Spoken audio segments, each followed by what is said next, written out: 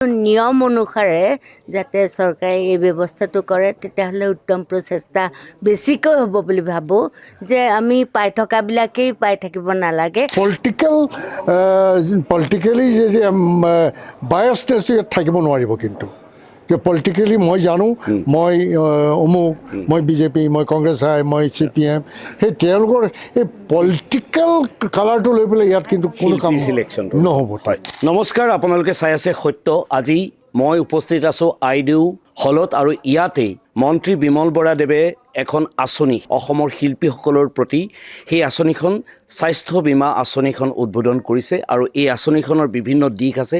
এই আঁচনিখনত শিল্পীসকলে যিসকল নাটক নৃত্য নাট্য বা বিভিন্ন শিল্পৰ লগত জড়িত তেওঁলোকে এই আঁচনিখনৰ জৰিয়তে তেওঁলোকৰ স্বাস্থ্যৰ যি বীমা সেই বীমা কৰিব পাৰিব। আৰু আজি সন্ধিয়া 5 বজাৰ পৰা 7 জানুৱাৰীলৈ এই পৰ্টেলটো খোলা থাকিব আৰু এইখিনি সময়ৰ ভিতৰতে আপোনালোকৰ নাম পঞ্জীয়ন কৰিব লাগিব এই পৰ্টেলত। আপুনি যদি এগৰাকী শিল্পী আপোনাৰ সেইখিনি যোগ্যতা আছে তেতিয়াহ'লে আপুনি পৰ্টেলত আবেদন কৰিব পাৰিব আৰু তাৰপিছত এখন স্ক্ৰিনিং কমিটিৰ জৰিয়তে আপোনালোকৰ স্বাস্থ্য বীমা পোৱাৰ যোগ্য হয় নে নহয় তেওঁলোকে বিচাৰ কৰিব আৰু তাৰপিছত 3 বছৰীয়া এককালীন স্বাস্থ্য বীমাটো আপোনালোকলৈ আগবঢ়াব।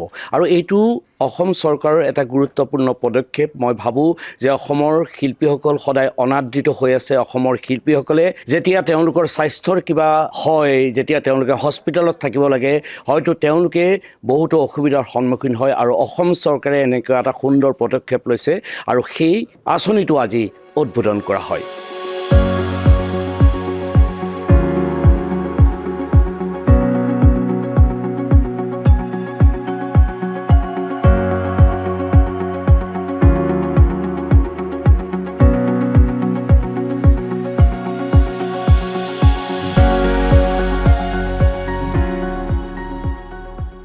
এই যিটো চৰকাৰৰ প্ৰচেষ্টা এইটো খুব উত্তম প্ৰচেষ্টা বুলি মোৰ মনে ধৰিছে। কাৰণ আমি দুবেলা দুমুঠে কিবা কৈ চুচৰি বাগৰি হ'লেও খাই আছোঁ। আমাতকৈ দুখীয়া বহু গাঁও ভূঞে আছে যিয়ে যেনেকৈ প্ৰচাৰ বিমুখ হৈ পেলাইও আছে, অথচ তেওঁলোকে এইবোৰ শিল্পকৰ্ম কৰিয়েই 10 টকা 5 টকা 20 টকা এনেকৈ যদি আহৰণ কৰি চলি আছে, সেইখিনিৰ কাৰণে কিন্তু এইটো উপযুক্ত বুলি মই ভাবোঁ। আৰু তেওঁলোকৰ এইটো এইটো নিয়ম অনুসাৰে যাতে চৰকাৰে এই ব্যৱস্থাটো কৰে তেতিয়াহ'লে উত্তম প্ৰচেষ্টা বেছিকৈ হ'ব বুলি ভাবোঁ যে আমি পাই থকাবিলাকেই পাই থাকিব নালাগে তেনেকুৱা। আমাৰ কিবা এটা আবেদন অৱশ্যে কৰিলে চৰকাৰে নুশুনা নহয়, এতিয়ালৈকে শুনিছে বা সেইখিনিতো বাৰু শুভ, মানে সকলোৰে শুভ বাৰ্তা বুলিয়ে ভাবোঁ যিখিনি কৰিছে। কিন্তু যিখিনি পাবলগীয়া ব্যক্তি সেইখিনি যাতে বঞ্চিত নহয়, চৰকাৰে এনেকুৱা এটা সুবিধা দিছে আপোনালোকে এইখিনি সুবিধা লওক এইকেইদিনৰ ভিতৰতে, যে এই নতুন বছৰটোত এইবুলি মানে এইটো এটা শুভ বাৰ্তা। কাৰণ স্বাস্থ্য ভালে থাকিলে আমি সকলোবিলাক কুশলে থাকিম, মানে দেহা থাকিলেহে বেহা। হয়। মোৰ লগত আছে বিশিষ্ট কথাছবি নিৰ্মাতা পৰিচালক মঞ্জু বৰা বাইদেউ। আৰু মঞ্জু বাইদেউ এটা পৰ্টেল মুকলি কৰা হ'ল যে শিল্পীসকলৰ স্বাস্থ্য বীমা আঁচনি, যি আঁচনিখন মুকলি কৰিছে আপুনি কেনেভাৱে লৈছে? এইটো এটা অত্যন্ত দৰকাৰী আৰু খুব সুন্দৰ পদক্ষেপ লৈছে সাংস্কৃতিক পৰিক্ৰমা বিভাগ আৰু যিটো ফিল্ম ফাইনেন্স ডিপাৰ্টমেণ্ট। গতিকে আমি বহুত বছৰৰ পৰা এইটো অনুভৱ কৰি আছিলোঁ। এইটো এবছৰ দুবছৰৰ কথা নহয়, যদিও এই গোটেই বস্তুটো এই বছৰতে ডেভেলপ হ'ল। তাৰ আগতেও বিভিন্ন সময়ত শিল্পীসকলে কৈ আহিছে যে তেওঁলোকে সকলোখিনি সা সুবিধা পালেও বিশেষকৈ কিছু বয়স হ'লে বা অবাঞ্ছিত সময়ত কেতিয়াবা বিশেষ কিছু ৰোগ আক্ৰান্ত হ'লে তেওঁলোকৰ চিকিৎসাৰ কোনো সহায় বা উপায় নাথাকে।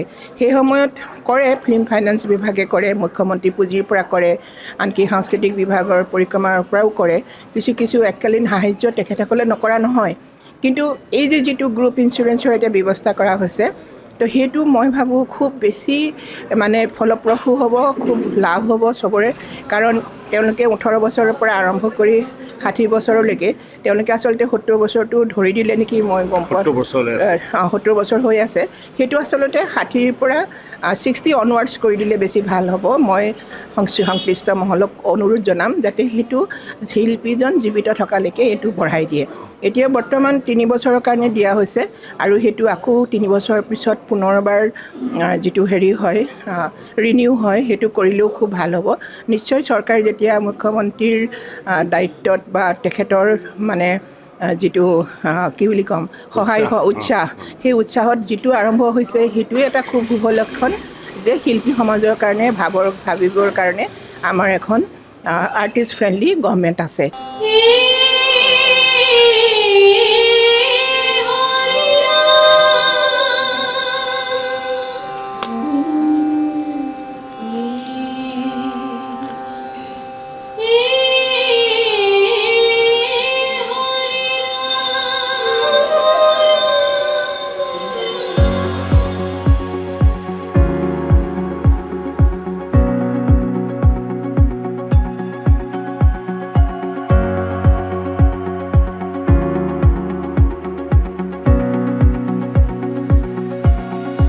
এই আঁচনিখনৰ কথা আমাৰ বাৰু ইয়াৰ যিখনে চহৰত থাকে, বিশেষ গুৱাহাটীত থাকে, আমি ফিল্ম ফেটাৰ্নিটিৰ লগত জড়িত, বিভিন্ন কালচাৰেল অভিনয়, নৃত্য, সংগীত জড়িত, আমি গম পালোঁ। কিন্তু মোৰ চিন্তা হৈছে যে ভিতৰৰ গাঁৱৰ যিসকল শিল্পী, যিসকলে কোনোমতে লেলাই ডেণ্ডাই আছে, এটা শিল্পক তেওঁলোকে সদায় চৰ্চা কৰি আছে, সেই তেনেকুৱা বহু শিল্পী অসমৰ গাঁৱে ভূঞে আছে, কিন্তু সময় খুব কম। আজি দুপৰীয়া আৰম্ভ হৈছে আৰু 7 তাৰিখে মাজনিশা শেষ হ'ব। গতিকে এই সময়খিনিৰ ভিতৰত এই পৰ্টেলত নিজৰ নাম ৰেজিষ্ট্ৰেশ্যন কৰিব লাগিব। এইটো কাৰণে এতিয়া আটাইতকৈ দৰকাৰী কথা হ'ব সংবাদ মাধ্যমৰ প্ৰিণ্ট মিডিয়া বা আমাৰ ইলেক্ট্ৰনিক মিডিয়াৰ আপোনালোকে ইয়াৰ প্ৰচাৰটো তুংগত উঠাব লাগিব।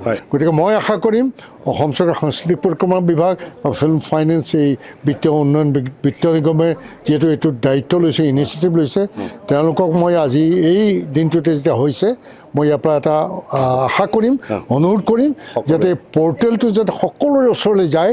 তাকে প্ৰচুৰ আমাৰ এডভাৰটাইজমেণ্ট লাগিব। আৰু আমিতো নিজৰভাৱে কমেই সেই গাঁৱৰ সেই কোনোবা কোণত থকা সেই শিল্পীজনৰ কথা আমি চিন্তা কৰিব লাগিব, কাৰণ তেওঁ জীৱনটো এটা চৰ্চা কৰি তেওঁ অতিবাহিত কৰিছে। তাৰমানে এই যে পৰ্টেলটোত ৰেজিষ্ট্ৰেশ্যন কৰিব, সেই শিল্পীজনৰ কথা তেওঁলোকে জানিব লাগিব। তেওঁ শিল্পী হয় নহয়, তেওঁৰ যিটো বায়'ডাটা, এইটো বায়'ডাটাটো লাগিবই, তেওঁৰ এটা ফটোগ্ৰাফিক এভিডেঞ্চ এটা লাগিব, আৰু তেওঁ কৰি থকা কামটোৰ তেওঁ যে চৰ্চা কৰি আছে সেই কথাটো তেওঁলোকে গম পাব লাগিব।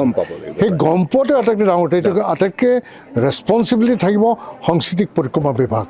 বিচাৰ কৰিব বা চিলেকশ্যন কৰিব, তেওঁলোক অলপ ভাল মানে তেওঁলোকে জানিব লাগিব সেই মানুহজনৰ সেই চৰ্চাটোক তেওঁ অব্যাহত ৰাখিছেনে নাই, তেওঁৰ কাৰণে তেওঁক দিয়াটো কিমান উচিত। বহুতে ফলছ আহিব, ফলছো তেওঁলোকে বিচাৰি উলিয়াব লাগিব। পলিটিকেলি যে বায়াছনেছ ইয়াত থাকিব নোৱাৰিব, কিন্তু যে পলিটিকেলি মই জানো মই অমুক, মই বিজেপি, মই কংগ্ৰেছ আই, মই CPM, সেই তেওঁলোকৰ এই পলিটিকেল কালাৰটো লৈ পেলাই ইয়াত কিন্তু কোনো কাম নহ'ব।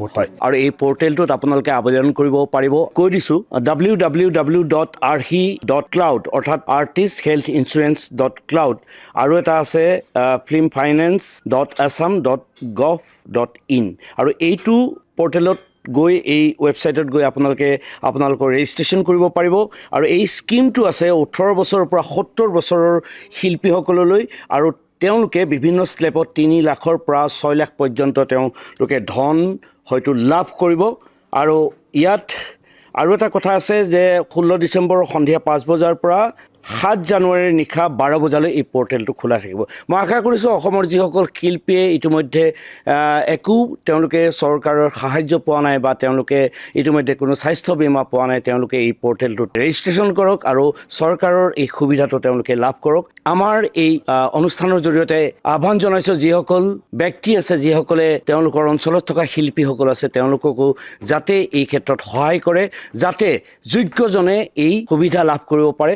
আৰু আমি এটা আশা কৰিম যিসকল ব্যক্তিয়ে শিল্পীসকলক চিলেক্ট কৰিব বা শিল্পীসকলক নিৰ্বাচিত কৰিব, সেই কমিটিখনত যাতে কোনো ধৰণৰ পক্ষপাতিত্ব নলয়, তেনেকুৱা ধৰণৰ এক কথা আমি আহ্বান কৰিম। কাৰণ ইতিমধ্যে বহুতো শিল্পী পেঞ্চনৰ পৰা বিভিন্ন ক্ষেত্ৰত আমি বহুতো আপত্তি পাইছোঁ। গতিকে মই আশা কৰিছোঁ এই ক্ষেত্ৰত চৰকাৰে দিয়া আঁচনিৰ ক্ষেত্ৰত যাতে কোনো মধ্যভোগীয়ে প্ৰকৃত শিল্পীক যাতে তেওঁলোকে নিৰ্বাচন কৰাত ভুল নকৰে। মই আশা কৰিছোঁ এই আঁচনিখনে অসমৰ শিল্পীসকলক সুন্দৰ ভৱিষ্যত বা সুন্দৰ সুৰক্ষা প্ৰদান কৰিব। ধন্যবাদ। চাই থাকিব সত্য।